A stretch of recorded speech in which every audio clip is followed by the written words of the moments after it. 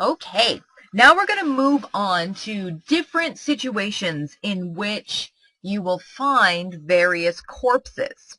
So all of this succession, development, all of that sort of stuff that we've looked at so far is dependent upon the assumption that insects have unrestricted access to the carrion.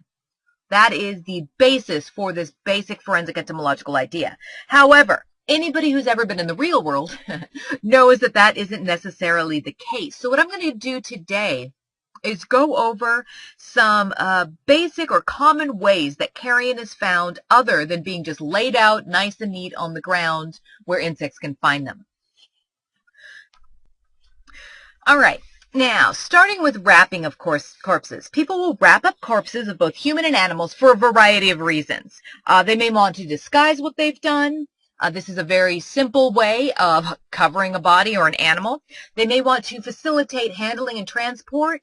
Anybody who's ever dealt with an animal that's been hit on the road or an injured animal, somebody that's bleeding, it's easier to wrap that animal in a blanket.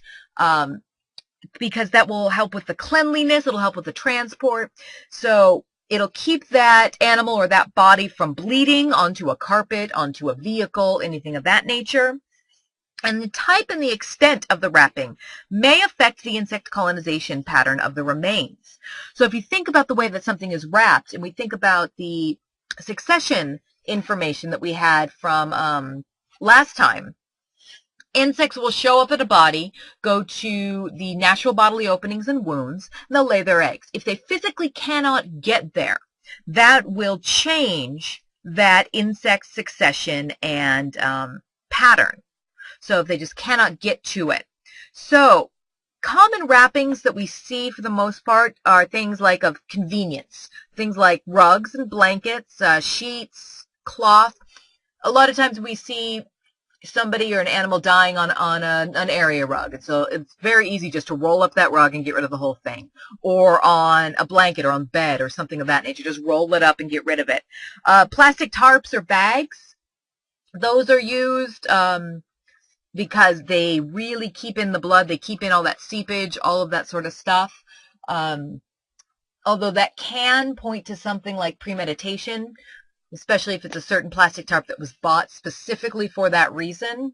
That's sort of an issue there.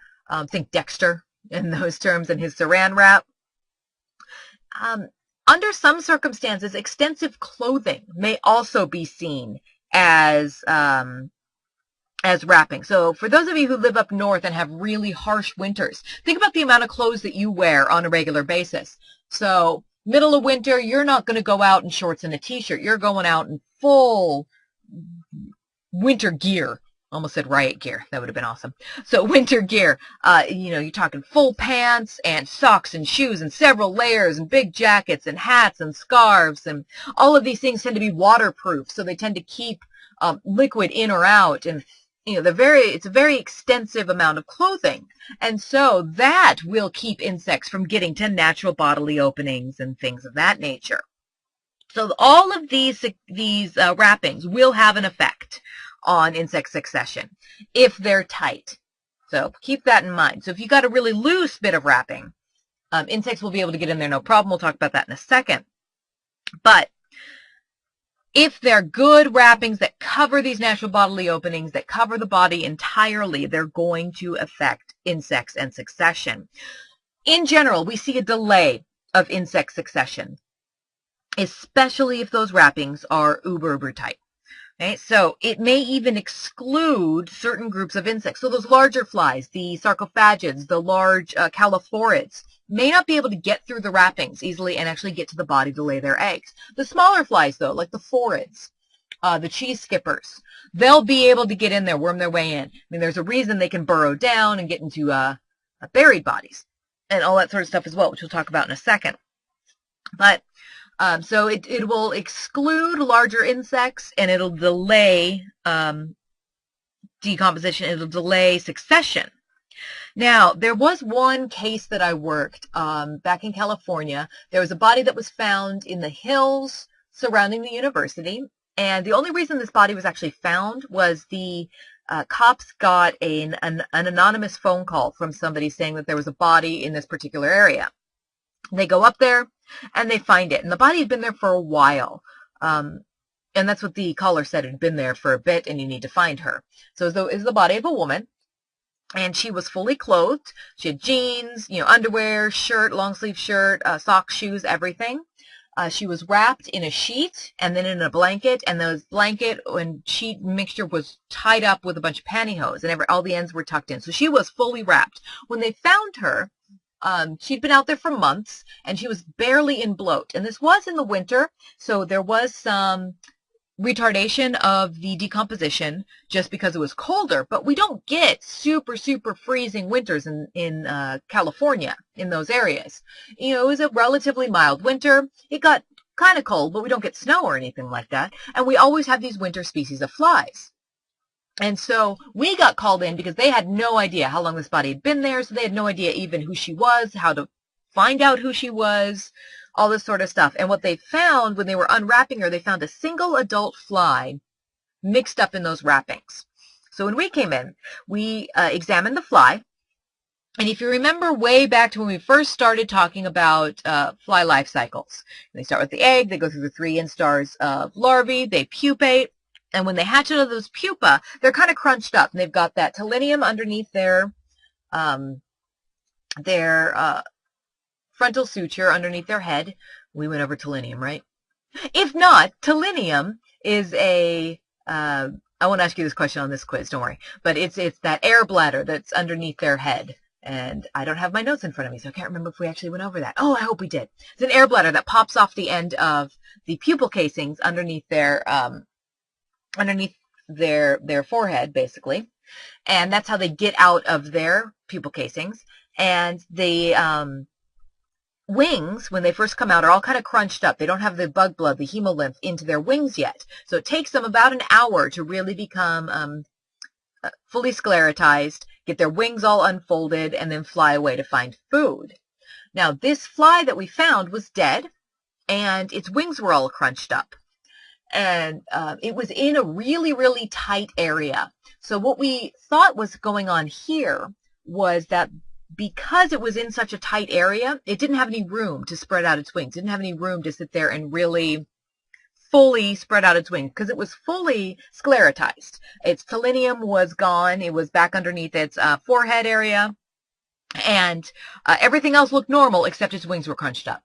So what that told us was, okay, this fly was so constricted, it couldn't expand its wings. It was trying to get out of these folds. And then what apparently happened was it just ran out of energy. It starved to death. Couldn't get out of the folds, and it died. And so that gave us a pretty decent timeline. So we figured out how long it would take this particular fly to starve to death after it had closed, how much energy reserves it had, then how long it would take to go through its pupal stage all the way back to its egg stage. And when we looked at the wrappings closely, we found the remains of some eggs on the outside of the wrappings. So as the fly had come in, this was our normal winter species, came in, was able to smell the body, couldn't get to the body itself, so it just laid its eggs on the outside of the wrappings. Those first instars hatched out and tried to worm their way into the body to get food. Apparently one of them made it. Got in there, it fed a little bit. Once it went through its life cycle, it pupated within the wrapping, so it left the body like we know that these insects do. Leave the body, sort of went into the wrappings, which is a great cover, great place to pupate. Once it had closed, though, it couldn't get out and it died. So based on the temperatures that we had, we were able to give them a pretty long time of colonization determination. And we found this body, I think it was in January, maybe early February, and we were able to tell them it was way back to the end of November when this body was initially colonized. So that gave them a much better idea of when to look for this woman when she went missing. And they were able to find her on a missing persons report right around that time that we said her body was colonized, and they were able to go from there. So these wrappings really delayed both the decomposition and the succession in these insects. And so we had to sort of account for that during this thing. So this wrapping will delay decomposition rate if it's very tight. And this depends on the time of year, naturally, and the overall temperature, of course. If it is wrapped in a really warm time of year, so this picture that you see here on this slide is of a pig during a mock crime scene experiment that I did, and it's wrapped just basically in a carpet. The ends are sort of tucked in, but they're not tacked down or anything like that. And what happens in these cases is it'll actually warm up the body. It will warm up the corpse and cause it to decompose much more quickly than it would otherwise.